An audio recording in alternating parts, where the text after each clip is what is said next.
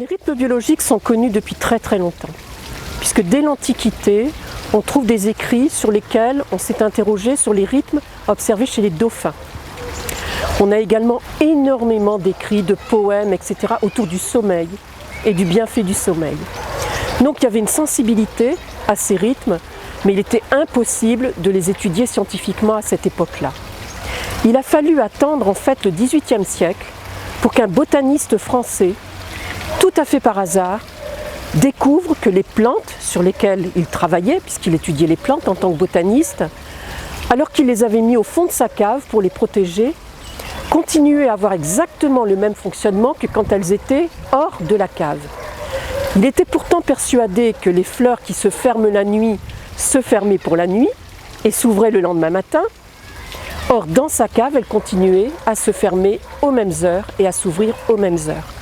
Des feuilles s'enroulaient, se déroulaient aux mêmes heures qu'à l'extérieur. Et pour la première fois, ce botaniste a fait des essais, des comparaisons. Il a mis ses plantes en lumière continue, en obscurité continue, etc. Et il a fait toute une série d'observations qui sont restées et qui ont permis de constater qu'effectivement les plantes vivaient de manière rythmée, indépendamment de ce qui se passe dans l'environnement. Et ça a été une grande surprise pour lui et il a posé une hypothèse en disant mais est-ce qu'il y aurait quelque chose au sein de la plante qui lui permet d'avoir ce mouvement rythmé permanent indépendamment de son environnement. Et quelques années plus tard, au début du XIXe siècle, c'est un pharmacien français qui a fait le constat que ses patients avaient une tendance fâcheuse à décéder beaucoup plus fréquemment à une certaine période de l'année et toujours à la même période. Il s'est donc aussi intéressé à cela, il a décidé de passer une thèse et il a étudié les patients qu'il avait à travers leur température. Et il a observé qu'effectivement, suivant la température de ses patients, en la prenant le matin au lever, dans la matinée, en fin de matinée, etc., cette température n'était pas la même. Et ce médecin a fait une thèse, il est devenu médecin en faisant une thèse, et dans cette thèse, il a évoqué l'idée de la présence d'horloges biologiques. Donc on est au début du XIXe siècle, c'est une idée qui apparaît, mais il a fallu attendre quand même un siècle et demi plus tard pour que des expériences véritables se fassent, ce qui a eu lieu dans les années 50-60, où en France en particulier, ont eu lieu toute une série d'expérimentations qu'on appelait hors du temps. Pourquoi hors du temps? Parce qu'en fait on avait demandé à des jeunes adultes volontaires de participer à ces expériences au fond d'une grotte. Pourquoi une grotte? Parce que c'est un milieu très homogène, où rien ne change, ni la température, ni le taux d'humidité, ni la luminosité. Et on leur a demandé d'accepter de vivre sans avoir de repères temporels extérieurs. Donc ils étaient sans montre, sans radio, sans réveil qui leur donne l'heure, on ne leur descendait pas le quotidien tous les jours, aucune possibilité d'avoir un horaire extérieur. Et on s'est, grâce à eux, rendu compte qu'assez rapidement, dans les 15 premiers jours, ils ont remis en place des rythmes exactement comme s'ils vivaient à l'extérieur, avec une horloge temporelle fixée.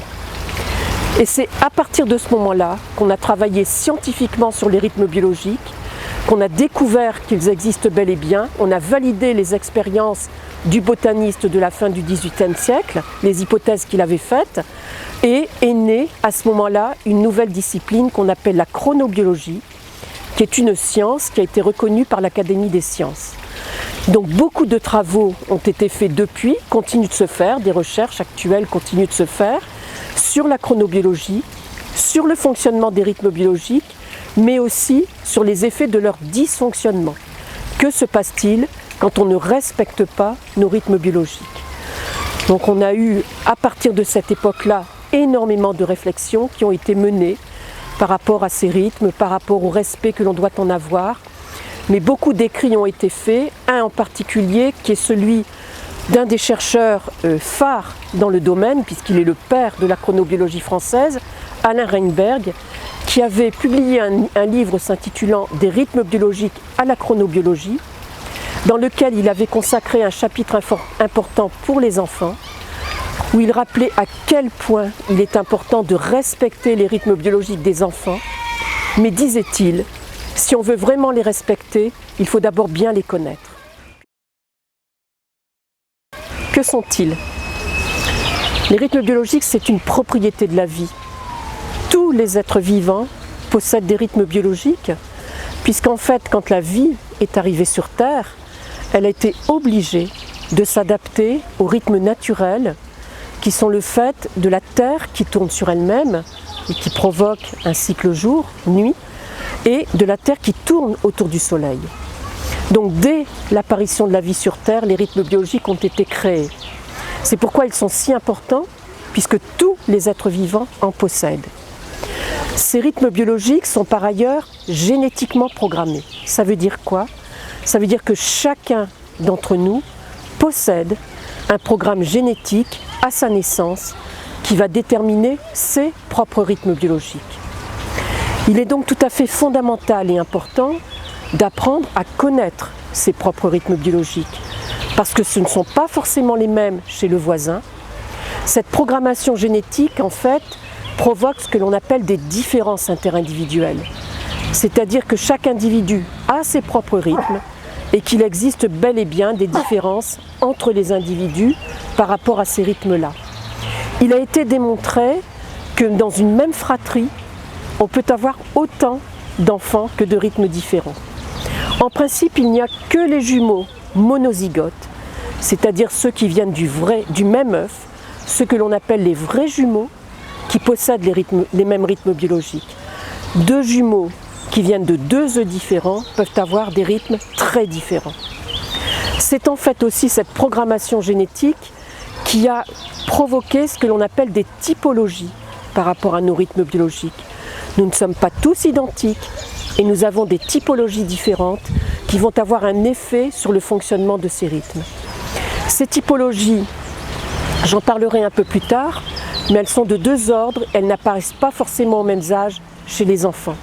Mais très tôt, on doit observer notre bébé pour savoir comment il fonctionne, quels sont ses véritables besoins et comment ces rythmes biologiques sont en train de se mettre en place. Puisque à 1 an, on aura déjà une première typologie sur laquelle je reviendrai, à savoir qu'on aura des bébés petits dormeurs, moyens dormeurs et gros dormeurs. Donc ces rythmes biologiques sont absolument fondamentaux du point de vue de notre bien-être, du point de vue de la diminution de la fatigue que l'on peut percevoir, quelles que soient les activités que l'on fasse, au niveau professionnel, comme au niveau des jeux, comme au niveau des apprentissages, comme au niveau des loisirs. À tout niveau, bien connaître ces rythmes biologiques permet d'éviter un trop plein de fatigue.